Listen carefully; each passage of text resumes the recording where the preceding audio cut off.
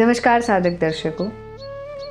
हरिओम। गुरुर्ब्रह्मा गुरुर्विष्णु गुरुर्देवो महेश्वरा गुरुः साक्षात् परब्रह्म तस्मै श्री आद्य परम सद्गुरुवे नमः।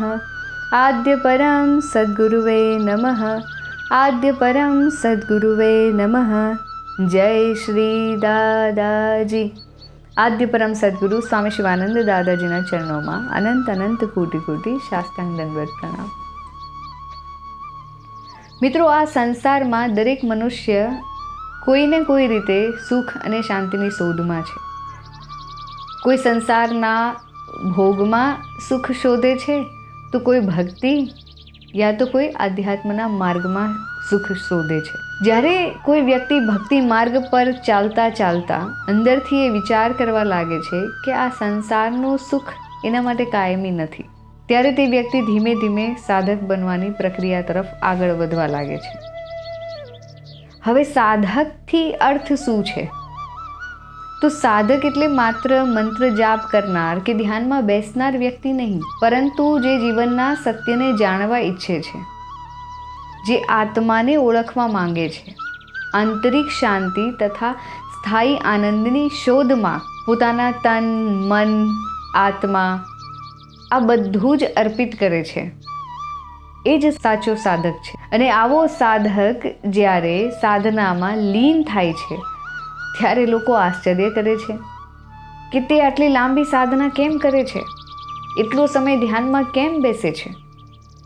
પરંતુ હકીકતમાં તે કોઈ દેખાડા માટે નહીં, કોઈ ફરજ માટે નહીં, પરંતુ એ આત્માનંદ અને સાચી શાંતિની પ્રાપ્તિ માટે સાધના કરે છે। એટલી સાધના કરવાની પાછળ ચોક્કસ કોઈને કોઈ ઊંડું કારણ છે। કારણ કે કોઈ પણ વ્યક્તિ એમ જ તો 2-2 કલાક 4-4 કલાક 8-8 કલાક કે 12-12 કલાકમાં સાધનામાં બેસી શકતો નથી। તમને એમ થશે કે આ જે કલાકો વર્ણન કરવામાં આવે છે એટલી બધી વાર કોણ બેસતું હશે? મિત્રો, આદ્ય પરમ સદ્ગુરુ સ્વામી શિવાનંદ દાદાજીના એવા સાધક શિષ્યોને એની સાથે મુલાકાત કરેલી છે કે જેઓ આટલી બધી કાલાવધિ સુધી સાધનામાં બેસી શકે છે। એ સંસારમાં દેખીતા છે, છતાં આવી સાધના કરે છે, જેને ઉંમર વર્ષથી કોઈ લેવા દેવા નથી, જેમાં સાધક નાનીથી લઈને વયોવૃદ્ધ સુધીનો છે। બહુ અદ્ભુત વાત છે અને અદ્ભુત સત્ય પણ છે। અને બીજું પણ અદ્ભુત સત્ય જાણીને આશ્ચર્ય થવું એ કોઈ આશ્ચર્યની વાત નથી કે સાધકો સંસાર છોડતા નથી, પરંતુ સંસારથી ઉપર ઉઠીને જીવનના સાચા આનંદને અનુભવવું એ પ્રેક્ટિકલ ક્રિયા કરે છે। અને આ જે પ્રેક્ટિકલ શોધ છે, જે સંસારમાં રહીને જ પરમ સત્યને પામી લેવાની, એ જ તેને સાધક બનાવે છે।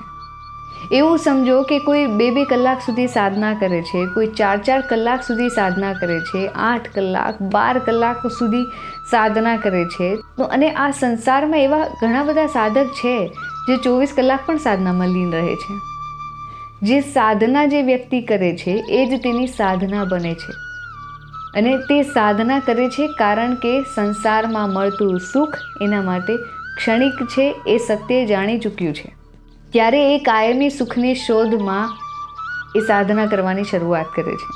ભૌતિક સુખ બધું છોડી દેવું એ સહેલું નથી, છતાં પણ તે સાધનામાં આગળ વધે છે। આ ચક્રની વચ્ચે, આ ભૌતિક ચક્રની વચ્ચે રહીને પણ સંસારમાં ક્યારેક સુખ મળે છે, ક્યારેક દુઃખ મળે છે, ક્યારેક આનંદ મળે છે, સુખ આવે છે અને જાય છે, ફરી પાછું દુઃખ આવે છે, એ જાય તો પાછું સુખ। આ સુખ અને દુઃખનું જે ચક્ર છે એ આ સંસારમાં, એ સંસારનો એ સ્વભાવ છે। થોડું સુખ મળે તો થોડું દુઃખ પણ મળે જ છે, ક્યારેક આનંદ પણ થાય છે। બાળક પરીક્ષામાં પાસ થાય, સારા ગુણ લાવે તો માણસ આનંદથી બીજાને કહેતું ફરે છે।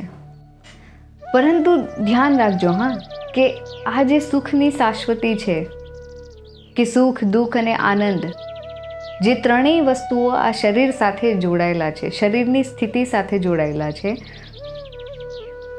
તો આ સંસારનું સુખ, દુઃખ અને આનંદ એ ક્ષણિક જ હોવાનું છે. એ હંમેશા માટે તો રહેવાનું નથી.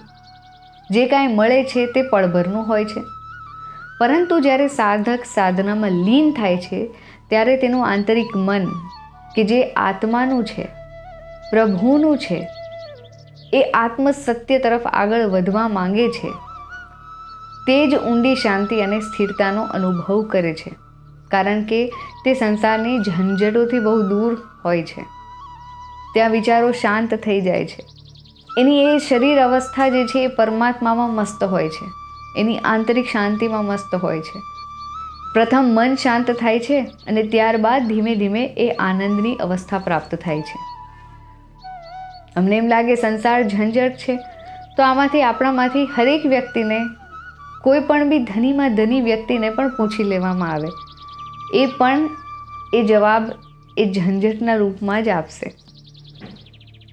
પણ સાધનામાં જ્યારે વિવિધ અનુભવો થવા લાગે છે તો સાધક ઓટોમેટિક એ સંસારની વસ્તુઓ તરફ છે ને એ નજર કરતો બંધ થઈ જાય છે. ક્યારેક એ સાધનામાં જો એ વધુ વ્યવસ્થિત રીતે આગળ વધે છે, યોગ્ય રીતે, યોગ્ય માર્ગદર્શનમાં, તો પરમાત્માના, ભગવાનના દર્શન પણ એ પામે છે. અને જે સાધક માટે જીવંત અનુભવો હોય છે, જેમ કે ભગવાન સાથે સંવાદ થાય છે, એમના દર્શનનો આનંદ હર દિન એ લે છે, તો એના અંતરમાં એ સ્પષ્ટ આનંદ અનુભવાય છે. આ અનુભવ અને આનંદના કારણે જ એ સાધક વધુ ને વધુ સાધનામાં લીન થતો જાય છે. કારણ કે એ જાણી ગયો છે કે એ પરમ આનંદ, એ પરમ સત્ય એને દેખાતું થઈ ગયું છે. આત્મ સાક્ષાત્કાર તરફ એ આગળ વધતા પહેલાં ઘણા પ્રકારના એને અનુભવો થાય છે. અને આત્મ સાક્ષાત્કાર થઈ ગયા બાદ એને ભગવાનના દર્શન થાય છે, દેવી દેવતાઓના દર્શન થાય છે. પછી એ પોતાનું એટલે આત્માનું પણ દર્શન કરે છે. અને જ્યારે એ આત્માનુભૂતિ થાય છે ત્યારે આત્માનંદને પ્રાપ્ત કરે છે. અને જેની શાશ્વતી એ સાધના મારફતે જાણી ચૂકેલો હોય છે. અને આ પ્રક્રિયા બાદ જ્યારે સાધકને સ્પષ્ટ જ્ઞાન થઈ જાય છે કે હું આત્મા છું, નિર્ગુણ નિરાકાર છું, સ્વયં પ્રકાશ છું, ગુરુના માર્ગદર્શન અનુસાર એ સાધના કરતાં આ જ્ઞાન પ્રકટ થાય છે ને. અને આત્મા બધામાં છે, છતાં મોટા ભાગે લોકો શરીર અને શરીર સુખને જ વધુ મહત્ત્વ આપે છે. શરીરને આનંદ આવે છે અને જાય છે, પરંતુ આત્માનંદ એ સ્થાયી છે. આત્માનંદ એ મિટાવી શકાય એવો નથી. આત્મ સાક્ષાત્કાર પછી મન સંપૂર્ણ શાંત થઈ જાય છે. કામ, ક્રોધ, લોભ, મદ, મત્સર, અહંકાર, આ જે વિકારો એ વિકારો પર સાધક વિજય પ્રાપ્ત કરવાની શરૂઆત કરી દે છે. એ પછી તેના વિચારોમાં માત્ર ને માત્ર કલ્યાણકારી ભાવ જ રહે છે. અને આ બધી પ્રક્રિયા તરત જ થતી નથી. આત્મ સાક્ષાત્કાર પ્રાપ્ત કરી લેવો એ તરત જ થતો નથી. ક્યારેક 1 વર્ષ, 2 વર્ષ, તો ક્યારેક 10-12 વર્ષ પણ લાગી જાય છે. અને એ પાર્ટ પૂરો સાધક પર ડિપેન્ડ કરે છે કે સાધક કઈ પ્રકારની સાધના કરે છે, કોના માર્ગદર્શનમાં સાધના કરે છે, અને પોતાને કેટલું એ સંયમિત રાખી શકે છે, તે પ્રમાણે તેને અનુભૂતિઓ થાય છે. અને આ સંસારમાં રહીને પણ એવી સાધનાઓ શક્ય છે જે આદ્ય પરમ સદગુરુ સ્વામી શિવાનંદ દાદાજીના શિષ્યોમાં આ વસ્તુ જોઈ કે સંન્યાસી બની જવું, જંગલ કે હિમાલયમાં જવું એ આવશ્યક નથી. સાધુ, સંન્યાસી અને સંસારી દરેક વ્યક્તિ સાધક બની શકે છે, જેના પ્રમાણ આપણા ઋષિમુનિઓ પણ છે, આપણા દેવી દેવતાઓ પણ છે. શું તેઓ સાધક નથી? તેઓ પણ સંસારી છે, છતાં સાધક છે. પરંતુ સાધક બન્યા પછી સંસાર પ્રત્યેનું એ સાધકનું આકર્ષણ ધીમે ધીમે ઓછું થઈ જાય છે. કારણ કે તે અનંતની પ્રાપ્તિ માટે પ્રયત્ન કરે છે ને. એને ક્ષણિક આનંદ, ક્ષણિક સુખ એ બધાથી એ પરે થઈ ચૂક્યું છે. એટલે હર ક્ષણિક વસ્તુઓથી એ દૂર રહેવાનો પ્રયાસ કરે છે. કે જ્યાં શરીર પર ઈચ્છાઓનું પ્રભુત્વ હતું, વિકારોનું પ્રભુત્વ હતું, ત્યાં પ્રભુત્વ પામે છે આત્મા. કે જે શાશ્વત છે, જે સત્ય છે. અને સાધનામાં આત્માનંદ મળે છે અને પરમાત્માના દર્શન થાય છે, તો પરમાનંદ પણ પ્રાપ્ત થાય જ છે ને. અને સાધક આ અવસ્થામાં સ્થિર રહેવાનો એ પ્રયત્ન કરતો જ રહે છે, કારણ કે જે આનંદની અનુભૂતિ થશે ત્યાં તો આપણું મન વારે વાર જવા કરશે ને. અને સંસારમાં મગ્ન રહેનારો વ્યક્તિ ક્ષણિક સુખ દુઃખ અને થોડા સમયનો આનંદ મેળવે છે, જે પછી થોડા ટાઈમ બાદ ખતમ થઈ જાય છે. પરંતુ એ જે સાધના કરે છે, એ જે સાધક બને છે, એને તો અનંતનો આનંદ પ્રાપ્ત થાય છે, એ આત્માનંદ પ્રાપ્ત થાય છે, એ પરમાનંદ પ્રાપ્ત થઈ શકે છે, કારણ કે ત્યાં તો આનંદે આનંદ જ ભરેલો છે, કોઈ ક્ષણિક વાત જ નથી. જય શ્રી સ્વામી શિવાનંદ દાદાજી.